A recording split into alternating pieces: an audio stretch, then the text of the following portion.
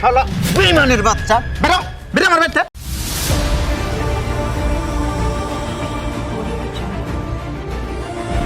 মহিরা গেলে হিসাব হইব। আসসালামু আলাইকুম মামা। ওয়ালাইকুম আসসালাম। কি ভাই না কি খবর? ভালো আছেন? ভালো আছি। তোমার মা আইছে না? না, আমি একাই আছি। ফট করে একলা একলা এসে বললাম আমার বোনটারে কতদিন ধরে দেখি না, ওরে তোমার মায়ের নিয়ে আসবা না? ও রিফাতের ভাই, ওই যে বাইক নিয়ে আইছে, বাইকনার জন্য কটা মুড়ি চিরা ভাত তরকারি নিয়ে আসো।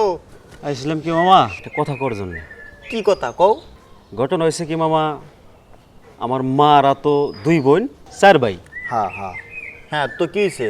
আসলে মামা আমার নানার 6 জন পোলা মাইয়া, আর এইখানে যা কিছু আছে সবই তো আমার নানার। মনে করেন আপনি গো স্থাবর যা কিছু আছে সবই তো আমার নানার। হ্যাঁ, তো কি কি কবি ক? মামা ভাত মুড়ি কিছু লাগবো না, আমার একটু পানি দিতে কোন, অনেক দূর থেকে আইছি তো গলাটা শুকায় গেছে। আচ্ছা আমি কইছি ওই একটু তাড়াতাড়ি পানিটা নিয়ে আসছে, রিফাত রেতে পাঠিয়ে দাও। ক মামা আপনি তো জানেন আমার আব্বা মারা গেছে অনেক আগে, বড় ভাই বিয়ে করে আলাদা হয়ে গেছে। হে আমার মার কোনো খোঁজ খবর নেয় না। আমার মাজার ভাই সরকারি চাকরি করে ঢাকায় থাকে, হ্যাঁ কোনো খোঁজ খবর নেয় না। হ্যাঁ, তো কি হয়েছে তাই ক। মামা মানে আমার আব্বার তো আপনারা ছাড়া একুল আর কেউ নাই। আরে ধ্যাত, সেই কতক্ষণ ধরে কইতাছি যা কবি সরাসরি ক, ঘুরায় পেঁচায় একেবারে সব মাইতেছে। মেন কথা কি এটা ক। মামা এই বিভিন্ন জায়গায় সরকারি চাকরির আবেদন করতে গিয়ে টাকা পয়সা সব শেষ, ভাইরাও আমার কোনো খোঁজ খবর নেয় না, আমার মায়েরও কোনো খোঁজ খবর নেয় না। আরে তুই তুই তোরে কইতাছি তোর গপ্প শেষ কর, তুই কি কর জন্য আইছাস ওইটা ক। আসল কথা হলো মামা, আমার মা তো আপনাকে বই, আমার নানার মেয়া, আমার মায়ের সম্পত্তি টুক যদি দিতেন।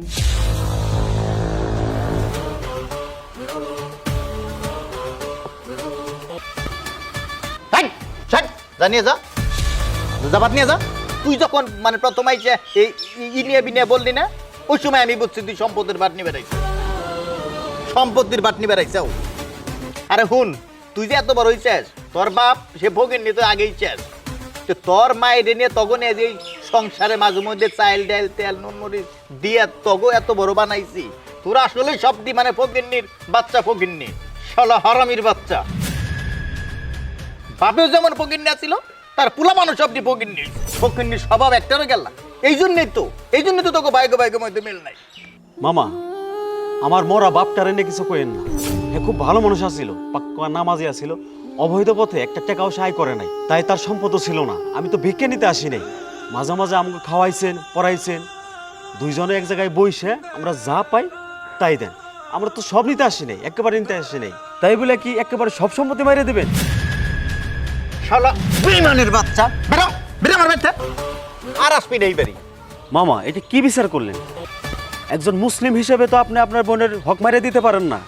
তোরে কইছি তুই আমার বাড়ি থেকে যা, এখন আমার বাড়ি থেকে বাইরে, আর 1 সেকেন্ডও থাকবি না তুই আমার বাড়ি। ঠিক আছে মামা, আপনার বাড়িতে আমি জীবনে না আসলেও যেদিনে আপনি মারা যাবেন সেদিনে আমি আপনার বাড়িতে আসুম, আপনার কবর দেওয়া পর্যন্ত আমি থাকুম। দেখুন বইনের মায়ের দেওয়া সম্পত্তি কয়টি সীমল জায়গা আপনি নিয়ে যেতে পারেন। তোরে যাইতে কইছি তুই যা, তুই এনে খারে খারে আমার ওয়াজ মারাইতেছস না।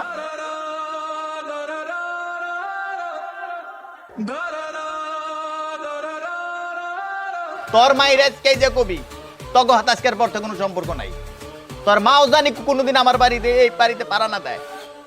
কত বড় শয়তানের ঘরে শয়তান, উনারে পাঠিয়ে দিছি সম্পত্তি নেওয়ার জন্য। ওই শয়তানের পথ আজকে আমার বাড়ি বন্ধ। এই রিফাত, ইয়ারা যদি আমার বাড়ি কোনো সময় আসে ঠ্যাং ভেঙে দিবি, মামলা মোকদ্দমা সব আমি বুঝুম। ফলার বাচ্চারা সম্পদের ভাগ্নি বেড়াছো না। এই যাই নামাজটা দে রে, নামাজ পড়বার যাম।